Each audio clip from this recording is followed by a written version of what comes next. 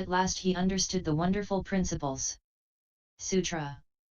The Fifth Patriarch knew of Huineng's enlightenment to his original nature and said to him, studying the Dharma without recognizing the original mind is of no benefit.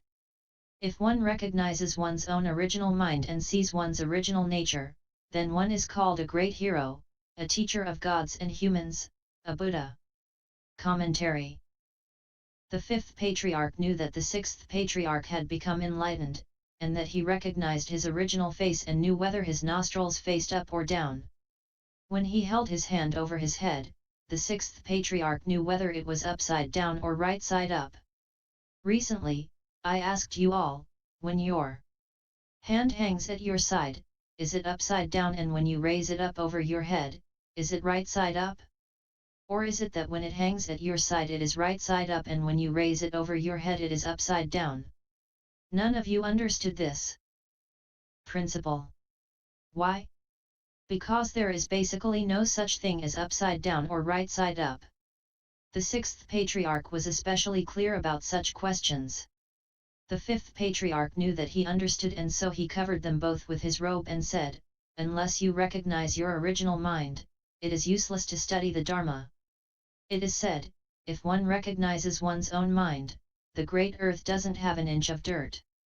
It changes into yellow gold, adorned with the 7 precious things: gold, silver, lapis lazuli, crystal, mother of pearl, red pearls, and carnelian. You say, it doesn't look like that to me.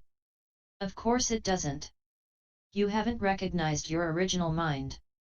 When you recognize it, you will see things differently.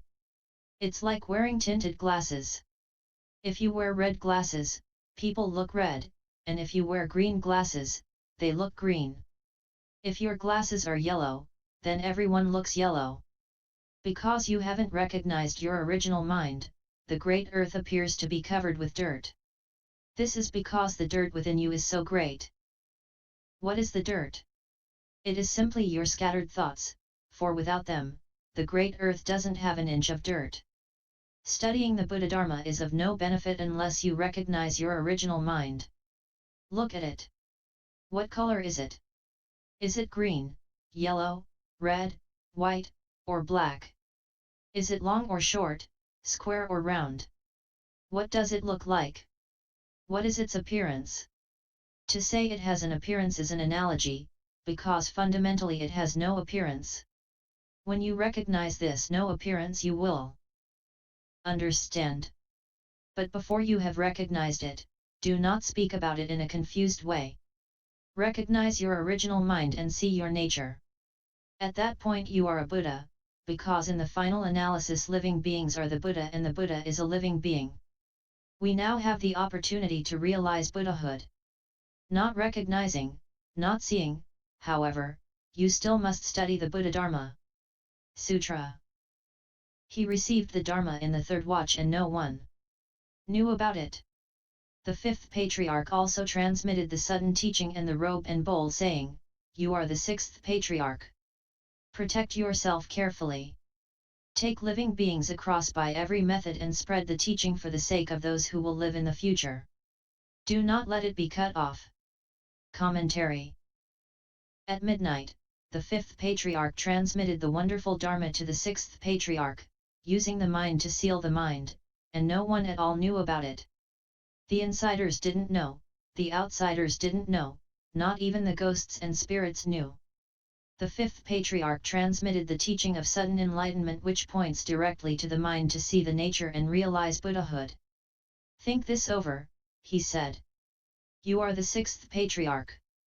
As you cultivate the Buddhadharma, you must walk the true path. Do not simply talk about enlightenment. Do not use head-mouth Zen and say I have studied the Dharma to the point that when there is no principle, I can make one up. I can prove that there is no truth or falsehood, and that to understand that by itself is to understand the ultimate meaning of the middle way. Don't talk that way. It is just head-mouth Zen because it comes not from real cultivation but from jealousy and obstructions and an obsession to be number one. If you are like that, you certainly can't be a patriarch. The fifth patriarch gave the Dharma to Huineng because Huineng always practiced the Bodhisattva way. He pounded rice for everyone to eat and so helped them in their cultivation. That same Bodhisattva conduct is practiced here in the kitchen of this temple by the cooks. They make extremely fine food. However, when I eat I don't notice whether it is good or not because I don't have time to investigate eating dharmas. Today, at lunch, didn't I say that one who tastes his food and thinks it's good or bad has no spiritual skill? Bodhisattvas help others at every level, not obstructing them, but, like the superior man, mentioning their good points instead. For instance, when I announced that several people were going to leave home and asked if anyone objected, no one did. You said, I commend those who want to leave home. Your not objecting is practicing the Bodhisattva way. Late at night, the sixth patriarch easily obtained the patriarchate. The fifth patriarch approved, but he didn't consult anyone because he knew they would have protested. Go out into the world, said the fifth patriarch. Protect the robe and bowl, for they have been handed down from Shakyamuni Buddha from generation to generation. Take everyone across and spread the Dharma into the future. Do not let it be cut off.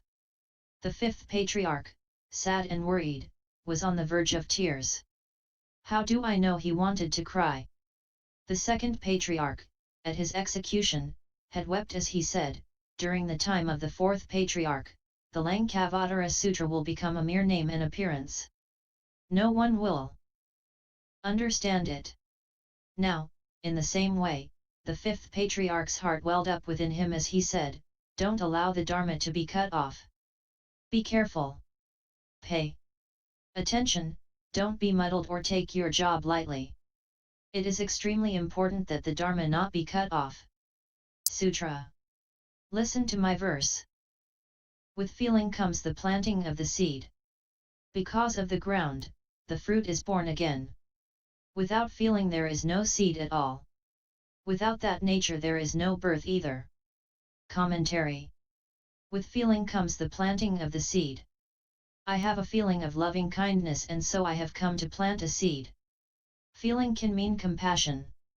I have a compassionate feeling and so I have come to plant the seed, to transmit the Buddhadharma to you. Because of the ground, the fruit is born again. This transmission is like putting a seed into the ground so that the plant can grow and bear fruit. Without feeling there is no seed at all. Without feeling, no seed is planted. If no one transmits the Buddhadharma to you, then there is no Bodhi seed. Without the nature there is no birth either. Where there is no nature, there is no birth. That is one way to explain this verse. There is another way. With feeling comes the planting of the seed. The feeling is an emotional feeling of love. The seed is planted because of this feeling of love and people study the Dharma because of it. If they are not relatives, they are friends. Relatives have relatives' emotional feelings and friends have friends' emotional feelings. Because you have these emotional feelings you come to study the Dharma, you come to plant the seed. Because of the ground the fruit is born again. Emotional feeling plants the seed of Bodhi because of the ground which is the place where one can reap the fruit. On this piece of ground, you can grow the Bodhi fruit. Without feeling there is no seed at all. If there is no feeling or emotion, there is no seed. That is, if no one came to this Bodhimanda to study the Dharma, there would be no feeling and no seed planted. Without that nature, there is no birth either. You cannot realize Buddhahood without the Buddha nature. Now, the Buddha nature is here and you should realize Buddhahood. The verse may be explained in many ways, so long as the explanation is in accord with principle. Sutra.